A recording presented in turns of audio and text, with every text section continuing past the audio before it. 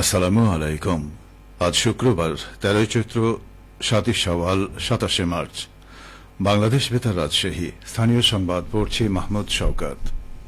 স্থানীয় সরকার, পল্লী উন্নয়ন ও সমবায় মন্ত্রণালয়ের প্রতিমন্ত্রী মীর শাহে আলম একদিনের সফরে আজ বগুড়া ও তার নিজ সংসদীয় এলাকা শিবগঞ্জে আসছেন। প্রতিমন্ত্রীর একান্ত সচিব তাসনিমুজ্জামান স্বাক্ষরিত এক পত্রে এ তথ্য জানানো হয়েছে। প্রতিমন্ত্রীর প্রেস সেক্রেটারি আতিকুর রহমান জানান, সফরকালে মীর শাহে আলম বগুড়া ও শিবগঞ্জ উপজেলার চলমান বিভিন্ন উন্নয়ন কর্মকাণ্ড পরিদর্শন ও তদারকি করবেন। তিনি স্থানীয় প্রশাসনের কর্মকর্তাদের সঙ্গে মত বিনিময় সভায় অংশ নেবেন এবং উন্নয়ন কার্যক্রমের অগ্রগতি সম্পর্কে দিক নির্দেশনা প্রদান করবেন।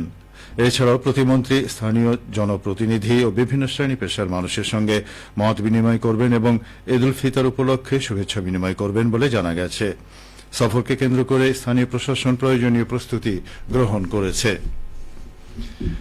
43তম বিসিএস পুলিশ ক্যাডারের শিক্ষানবিশ সহকারী পুলিশ সুপারদের মৌলিক প্রশিক্ষণ সমাপনী কুচকাওয়াজ অনুষ্ঠিত হতে যাচ্ছে। আগামীকাল সকাল 9:30টায় রাজশাহীর সারদায় অবস্থিত পুলিশ একাডেমিতে এই সমাপনী কুচকাওয়াজ অনুষ্ঠিত হবে। অনুষ্ঠানে প্রধান অতিথি হিসেবে উপস্থিত থেকে অভিবাদন গ্রহণ ও প্যারেড পরিদর্শন করবেন স্বরাষ্ট্রমন্ত্রী সালাউদ্দিন আহমদ। এ সময় তিনি প্রশিক্ষণ শেষে বিভিন্ন ক্যাটাগরিতে শ্রেষ্ঠতা অর্জনকারীদের হাতে পুরস্কার তুলে দেবেন। অনুষ্ঠানে পুলিশের আইজিপি সহ সরকারের ঊর্ধ্বতন কর্মকর্তারা উপস্থিত থাকবেন। মহান স্বাধীনতা জাতীয় দিবস উপলক্ষে নাটোর জেলা তথ্য অফিস 2টি দেশাত্মবোধক চলচ্চিত্র প্রদর্শন করেছে। গত রাতে শহরের প্রেস ক্লাব চত্বরে এবং জেলা মুক্তিযোদ্ধা কমপ্লেক্স চত্বরে এই প্রদর্শনীর আয়োজন করা হয়। বিপুল সংখ্যক দর্শক এসব প্রদর্শিত চলচ্চিত্র উপভোগ করেন। জেলা তথ্য অফিসার মোহাম্মদ আব্দুল আওয়াল জানান, চলচ্চিত্র প্রদর্শনী ছাড়াও স্বাধীনতা ও জাতীয় দিবস উপলক্ষে চলচ্চিত্র প্রকাশনা অধিদপ্তর প্রকাশিত আকর্ষণীয় পোস্টার শহরের গুরুত্বপূর্ণ জনসমাগমের স্থানগুলোতে প্রদর্শনের ব্যবস্থা করা হয়। মহান স্বাধীনতা ও জাতীয় দিবস উপলক্ষে বাংলাদেশ জামায়াতে ইসলামী রাজশাহী মহানগরীর উদ্যোগে গতকাল নগরীর বাটার মোড়ে এক আলোচনা সভা সাংস্কৃতিক সন্ধ্যা অনুষ্ঠিত হয়েছে। রাজশাহী মহানগরী জামায়াতের আমির ও চাঁপাইনবাবগঞ্জ 1 আসনের সংসদ সদস্য ড মাওলানা কেরামত আলীর সভাপতিত্বে সভায় প্রধান অতিথি ছিলেন জামায়াতে ইসলামীর কেন্দ্রীয় নায়েবে আমির ও রাজশাহী 1 তানোর গোদাগাড়ী আসনের সংসদ সদস্য অধ্যাপক মুজিবুর রহমান এমপি।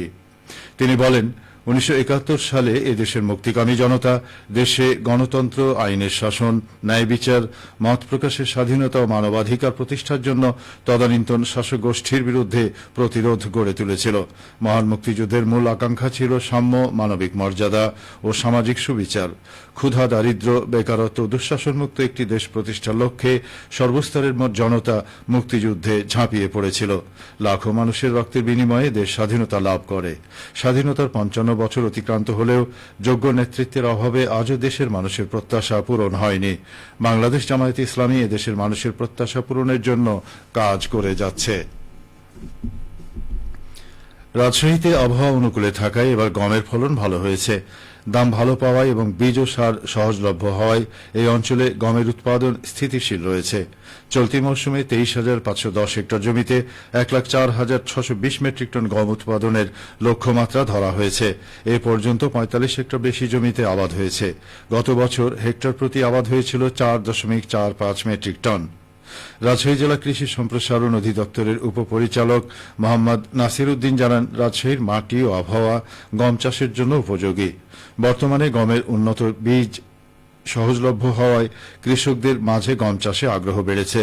দ্রুত বর্ধনশীল জাতের গমের বীজ উৎপাদনে কৃষকদের আগ্রহ বেশি। কৃষি বিভাগ কৃষকদের গম উৎপাদন ও ফলন ধরে রাখতে সব ধরনের পরামর্শ দেওয়ার পাশাপাশি উন্নত জাতের গমের বীজ সরবরাহে সহযোগিতা করে আসছে। খেলার খবর, ফুটবল। মহান স্বাধীনতা জাতীয় দিবস উপলক্ষে নাটোরের সিংড়ায় লাঠি খেলা ও ফুটবল প্রতিযোগিতা অনুষ্ঠিত হয়েছে। প্রতিযোগিতা শেষে গতকাল সন্ধ্যায় বিজয়ীদের ট্রফি ও পুরস্কার প্রদান করেন নাটোর 3 আসনের সংসদ সদস্য অধ্যক্ষ আনোয়ারুল ইসলাম আনু। বড় Sawail technical and business management college, বড় সাওয়াইল বালিকা উচ্চ বিদ্যালয় এবং বড় সাওয়াইল ইউনাইটেড ফ্রেন্ডস ক্লাব সম্মিলিতভাবে বড় সাওয়াইল মাঠে এই প্রতিযোগিতার আয়োজন করে।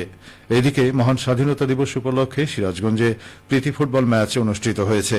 গতকাল শহীদ শামসুদ্দিন স্টেডিয়ামে খেলাটি অনুষ্ঠিত হয়। খেলায় প্রতিদ্বন্দ্বিতা করে জেলা প্রশাসন একাদশ ও সুধী একাদশ। প্রীতি ফুটবল প্রতিযোগিতায় সুধী একাদশ 1-0 গোলে জয়লাভ করে। খেলা শেষে অংশগ্রহণকারীদের মাঝে শুভেচ্ছা স্মারক উপহার বিতরণ করেন সিরাজগঞ্জের জেলা প্রশাসক মোহাম্মদ আমিনুল ইসলাম।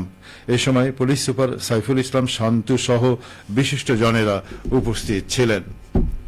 সবশেষে আবহাওয়া। আজ সকাল 6টায় রাজশাহীতে তাপমাত্রা ছিল 21.5 ডিগ্রি সেলসিয়াস।